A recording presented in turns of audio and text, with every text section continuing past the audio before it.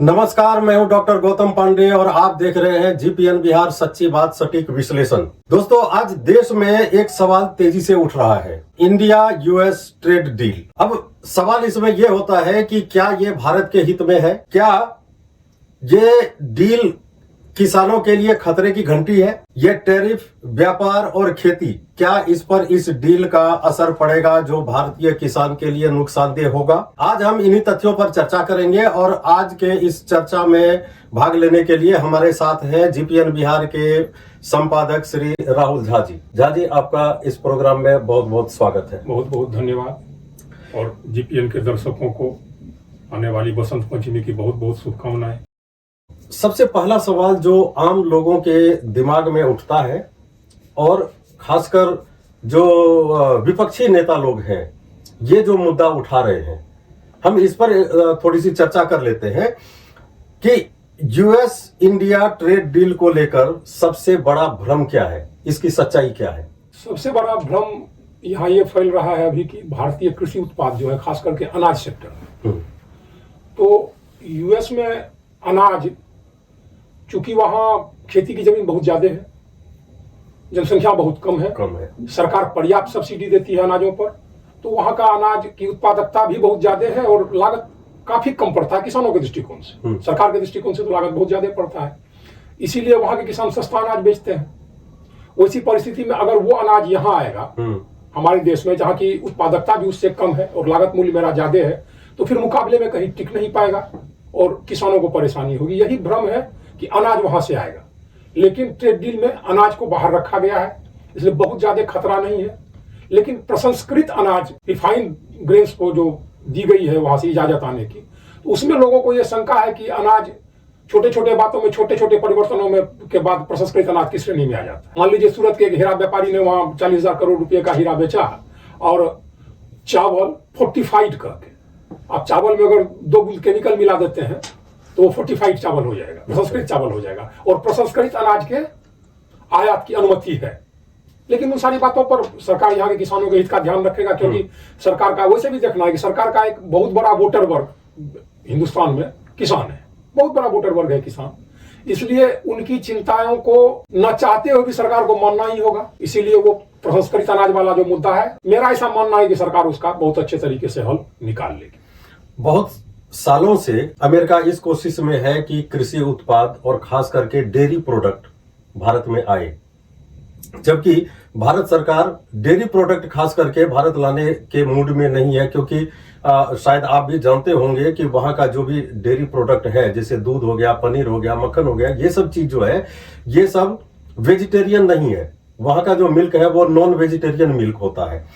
तो अब सवाल ये है कि जब इसके ऊपर प्रतिबंध ऑलरेडी सरकार ने लगाया हुआ है कि ये सब डील से बाहर है, जो कि मंत्री पीयूष गोयल ने भी इसको क्लियर किया है, तो फिर राजनेता जो है विपक्ष के, ये इसको मुद्दा क्यों बनाकर किसान को भड़काते हैं? देखिए, जहां तक डेयरी प्रोडक्ट की बात है, तो इस पर तो सरासर भ्रामक तथ्यों का प्रचार हो रहा है। अमेरिकी डेयरी प्रोडक्ट अगर भारत आता भी है तो यहाँ की जो आस्थागत मूल्य है, उसके आधार पर वहां का डेयरी प्रोडक्ट बिकेगा नहीं। सिर्फ इतनी सी बात कह देना काफी है कि ये नॉन वेज है, तो वो डेयरी प्रोडक्ट बिकेगा नहीं। इसलिए सरकार उसको छोड़े या ना छोड़े, जनता उसको खुद ब खुद रिजेक्ट कर देगी। इसलिए ये एक विशुद्ध भ्रामक है और इसे सरकार ने इसको डील से बाहर भी रखा है। अब सवाल हो जाता है कि दूध से बनी मिठाइयां जो कुछ लंबे समय तक रहती है, उस तरह की मिठाइयों का आयात, तो वैसा तो पहले भी अन्य देशों से होते आया है, ये कोई बहुत बड़ा मुद्दा है नहीं। इसलिए डेयरी प्रोडक्ट पर कहा जाने वाला कोई भी तथ्य पूर्णतया भ्रामक है और भारत का डेयरी प्रोडक्ट, भारत का डेयरी का जो एरिया है वो पूर्णतया इस ट्रेड डील से बाहर है, सुरक्षित है, इसमें कहीं कोई इफ वट की बात है नहीं। फ्रूट की भी बात चल रही थी। अमेरिकन सेब जो है वो उसकी क्वालिटी अच्छी है बनिस्पत इंडिया की, मैंने खुद भी देखा है बगान में। वो सेब भी आएगा भारत, वो आएगा, वो डील में है, लेकिन उसकी जो मात्रा है इसके ऊपर भी इसको भी एक हवा बना दिया गया है, जबकि ये परचेज शुरू से हो रहा है, कोई आज से नहीं हो रहा है, ये डील के पहले से भी, क्योंकि जितनी खपत है हमारी उतना प्रोडक्शन नहीं होता है भारत में, तो वो अमेरिका से आता है। तो अब इस डील के बहाने क्यों सेब बागान के किसानों को डराया जा रहा है कि अगर अमेरिकन सेब आ जाएगा तो तुम्हारा नहीं बिकेगा? अब ये पर्टिकुलर हम फल की बात या पार्टिकुलरली सेब पर आते हैं, तो बचपन से अमेरिकन सेब हम बाजार में देखते आए हैं, और आज भी सेब की जो कीमत है यहाँ, वो आम आदमी के पहुंच के बाहर की कीमत है। मैं 2 सालों से देख रहा हूं कि सेब 100 रुपये किलो से केजी से कभी कम नहीं हुआ है। नहीं हुआ। और सेब के यहाँ जितनी खपत है उतनी उत्पादकता भारत में है नहीं है।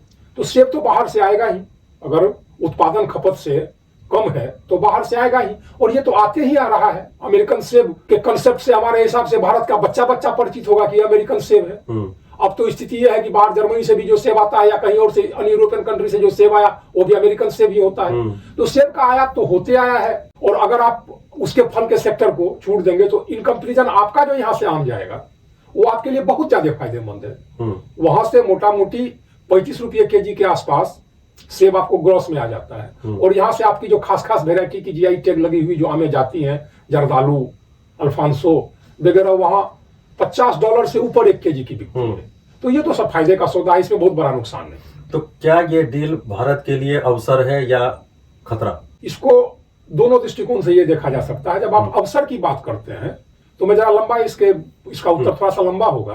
आप देखिए कि चाइना अगर चाहे तो चावल अपना उत्पादन करके आत्मनिर्भर हो सकता है और दूसरे को निर्यात कर सकता है, लेकिन उसने अपने चावल के उत्पादन को सीमित रखा है। इसके पीछे कारण है पानी। मोटा मोटी 1 केजी चावल के उपज में 100 गैलन से ऊपर पानी का खर्च है। अच्छा। जिसको आप संसाधन के रूप में अभी तक पानी को संसाधन के रूप में देख नहीं रहे हैं, जबकि उसकी परेशानी हमको पंजाब जैसे राज्यों में अब झेलनी पड़ रही है। तो अगर आप कृषि प्रोडक्ट को यहाँ इजाजत देते हैं आने की, तो तात्कालिक रूप से हो सकता है आपको उसका नुकसान नजर आए, लेकिन एक वो समय जब उत्पादकता शून्य हो जाएगी अन्य जगहों की और आप अपने पानी को बचा के रखेंगे तो आपके उस दिनों की खाद्य सुरक्षा के लिए ये मायने रखेगा। चाइना ने इस पॉलिसी पर काम करना शुरू कर दिया है। आप इस पॉलिसी को कह के लागू नहीं कर सकते हैं, और भारतीय सरकार करीब करीब इसी पॉलिसी की दिशा में अपनी कदम आगे बढ़ा रही है। तात्कालिक रूप से हो सकता है किसानों को कुछ नुकसान हो, लेकिन दीर्घकालीन इसके फायदे हैं। आपके पानी की बचत होगी। अगर आप कम ग्रेन उपजाएंगे, कम अनाज उपजाएंगे, तो आपके मिट्टी की उत्पादकता बची रहेगी, और भविष्य के खाद्य सुरक्षा के लिए ये अति आवश्यक है। और किसानों का यहाँ चावल, मक्का, गेहूं उपजाने की जो परंपरा है, इससे हटना चाहिए किसानों को थोड़ा सा। हमें आप बागवानी की तरफ जाना चाहिए। हम तिलहन का आयात करते हैं, हमें उस तरफ जाना चाहिए। हम दलहन का आयात करते हैं, हमें उस तरफ जाना चाहिए। तो कृषि में विविधता बढ़ेगी, आपकी मिट्टी की उत्पादकता बढ़ेगी, और चूंकि हम एक बड़े जनसंख्या वाले देश हैं, इसलिए खाद्य सुरक्षा पर हमें ध्यान रखना है, तो उसका कोई ना कोई उपाय निकालना ही होगा। ये ट्रेड डील का एक अवसर है। और जहां तक आप खतरे की बात करते हैं, एकमात्र खतरा है इसमें रक्षा समझौता। आपका मैक्सिमम भारत का 80% से ऊपर रक्षा संसाधन या रक्षा पर जो हमारा जो रक्षा संबंध है वो रशिया के साथ है। तो आप कैसे इस संतुलन को बनाएंगे जो वो संबंध हमारा प्रभावित नहीं हो, क्योंकि अगर आप वही संबंध अमेरिका से डेवलप करते हैं तो चूंकि पूर्व में अमेरिका का वैसा संबंध पाकिस्तान से डेवलप हो चुका है, तो हमारे बहुत सारे टेक्नोलॉजी एक तरह के हो जाएंगे, वो हमारी परेशानी होगी। रशियन टेक्नोलॉजी सिर्फ हमारे पास है, रशिया के पास है, या रशिया के कुछ मित्र देशों के पास है, जिससे मेरा खतरा नहीं है। इसलिए रक्षा में अपना जो आपका डील है वो रशिया के साथ बनाए रखना होगा। यही एक खतरा है कि रशिया के साथ संबंध को संतुलित रखा जाए। बाकी एक खतरा लोगों को नजर आ रहा है ऊर्जा के क्षेत्र में। रशिया हमको सस्ता तेल दे रहा है, तो कभी करीब उसी कीमत पर वेनेजुएला दे रहा है। तो ऊर्जा के क्षेत्र में आपको विविधता बनाए ही रखनी होगी। आज यूक्रेन युद्ध है तो रशिया आपको कम कीमत पर तेल दे रहा है, कल यूक्रेन युद्ध समाप्त होगा, रशिया फिर पुनः मार्केट लेवल पर आ जाएगा। इसीलिए ऊर्जा सुरक्षा के लिए आवश्यक है कि हम ऊर्जा के क्षेत्र में अपनी विविधता बनाए रखें। हमारे पास खरीदों के ढेर सारे विकल्प हो, इसलिए ये कोई खतरा नहीं है। प्रेसिडेंट डोनाल्ड ट्रंप तो बोलते हैं कि रशिया से तेल खरीदना भारत ने बंद कर दिया, या वादा किया है कि हम बंद कर देंगे, लेकिन भारत सरकार कह रही है कि हमने ऐसा कोई स्टेटमेंट नहीं दिया है। तो ये जो बातें होती हैं, क्योंकि यूएस से तो बहुत तरह की बातें आ जाती हैं जिसको विपक्षी लपक भी लेते हैं तुरंत, लेकिन भारत सरकार उसका खंडन करती है कि भाई ऐसा कुछ भी नहीं है और हम वहीं से तेल खरीदेंगे या हम वहीं से डील करेंगे जहां से हमें फायदा होगा। तो इसको आप कैसे देखते हैं, जो विपक्षी जो लपक लेते हैं वहां की बात को? ये बिना पूर्व तैयारी की कही गई बातें हैं। हम डोनाल्ड ट्रंप के कहने पर भरोसा करें, हम अपनी सरकार के कहने पर क्यों भरोसा नहीं करें? एक बात। दूसरी बात कि वेनेजुएला के जिस क्वालिटी का पेट्रोलियम है उसको रिफाइन करने की सबसे ज्यादा क्षमता भारत की रिफाइनरियों में। अच्छा। अमेरिकी रिफाइनरी या यूरोपियन रिफाइनरी में उसको रिफाइन करने की क्षमता नहीं है। तो वेनेजुएला का तेल हमको अपेक्षाकृत सस्ता पड़ेगा रशियन तेल से, क्योंकि वेनेजुएला के तेल की मजबूरी है भारतीय मार्केट, भारत ही उसको रिफाइन करके दे सकता है। तो इसमें हम अपना अवसर ढूंढ रहे हैं। तो अब हमने ट्रंप के आगे सरेंडर कर दिया, इसकी कोई बात नहीं है। वेनेजुएला का तेल मेरे लिए ही अवसर है। अगर हमको फायदेमंद बुझा रहा है भारत को कि वेनेजुएला से तेल खरीदना अब ज्यादा अपेक्षाकृत फायदेमंद है, तो वेनेजुएला से खरीदेंगे। फिर हमको रशिया से बुझाएगा तो हम रशिया से खरीदेंगे। भारत ने किसी भी देश से तेल खरीद बंद नहीं किया है। विविधता उस कारण लानी पड़ी कि आपको याद होगा कि एक बार ओपेक के देशों ने बैठक करके और बिना मतलब $2 पर बैरल एकाएक इंक्रीज कर दिया। ऐसी परिस्थिति में हमें अपने खरीद के मामले में हमको बहुविकल्पीय कंसेप्ट अपना बनाना ही होगा, और वही कर रही है भारत सरकार। अच्छा, ये बात तो हो गई इंपोर्ट की, आयात की बातें हो गई है। इस ट्रेड डील से भारत को एक्सपोर्ट करने में क्या फायदा मिलेगा? क्या क्या भारत सरकार कर सकती है इंपोर्ट यहाँ से? एक्सपोर्ट कर सकती है। आप देखिए, सबसे बड़ा फायदा कपड़ा उद्योग को होगा। बांग्लादेश की स्थिति बहुत खराब है। उसका एक बहुत बड़ा मार्केट शेयर है कपड़ा उद्योग में, उस हिस्से को हम ले सकते हैं। ज्वेलरी, हीरा उत्पादक बहुत सारे देश हैं, लेकिन हीरा को जो प्रसंस्कृत करते हैं उसकी कला हिंदुस्तान में ही है। सिर्फ करीब 90% हीरा का प्रसंस्करण हिंदुस्तान में होता है। उस सेक्टर में हमको, अगर हमारा वहां टैरिफ कमता है तो बहुत ज्यादा हमारी संभावना बनती है। मेडिसिन के क्षेत्र में हमारी बहुत ज्यादा संभावना बनती है।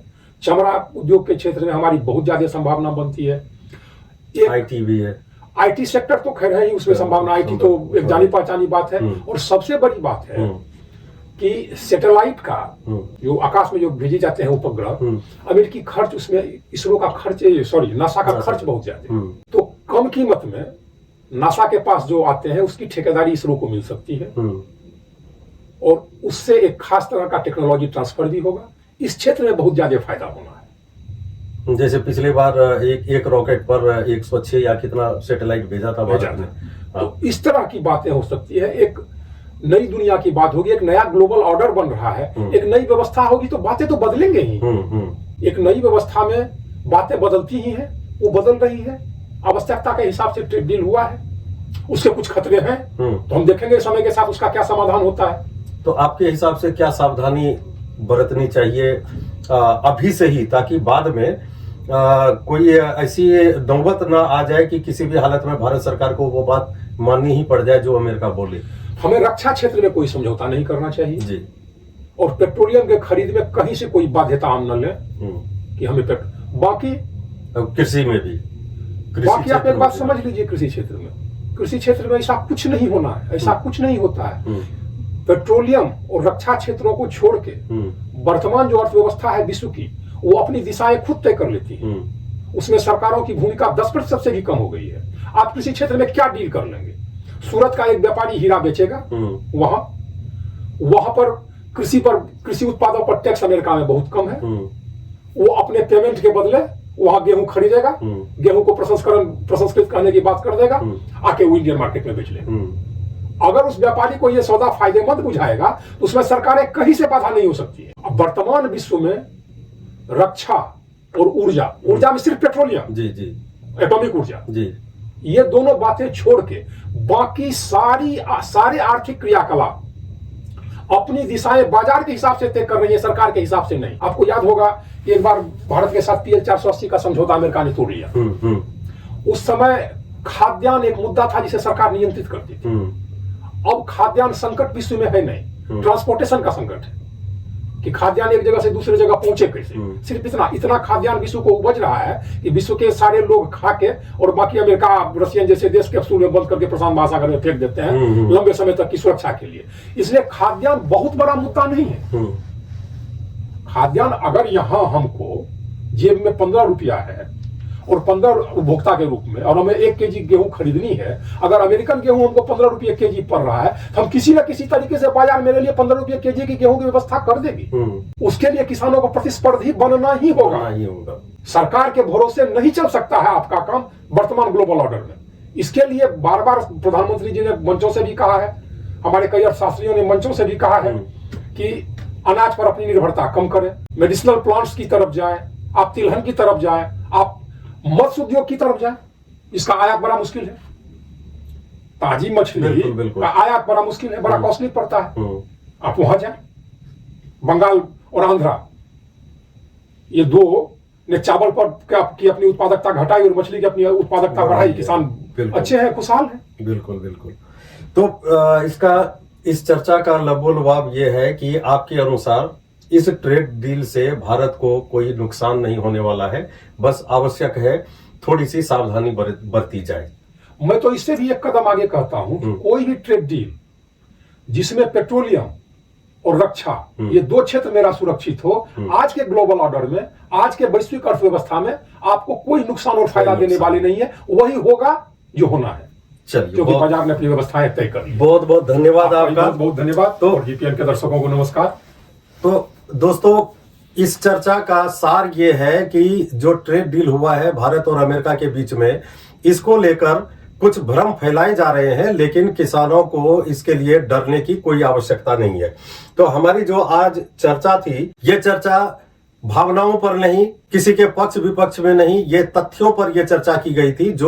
जो तथ्य छनकर सामने आई है भारत सरकार के द्वारा। हमने जो बात की वो दस्तावेजी बात है, एक तरह से आप ऐसा समझ सकते हैं कि ये दस्तावेजी बात है, कोई सुनी सुनाई बात नहीं। और दस्तावेज हम उसी को समझते हैं जो हमारे देश के जो प्रधानमंत्री हैं, जो मंत्री हैं, ये जो बोलते हैं, हम उसको मानते हैं कि ये दस्तावेजी तथ्य है। तो आपको ये चर्चा कैसा लगा? आप क्या समझते हैं कि ये ट्रेड डील वाकई में भारत के फायदे में रहेगा या भारत के लिए नुकसानदेह होगा? अपने विचार हमें कमेंट बॉक्स में जरूर लिखिए। अगर वीडियो पसंद आया हो तो वीडियो को लाइक, शेयर और चैनल को सब्सक्राइब करना ना भूलें। Thank you very much.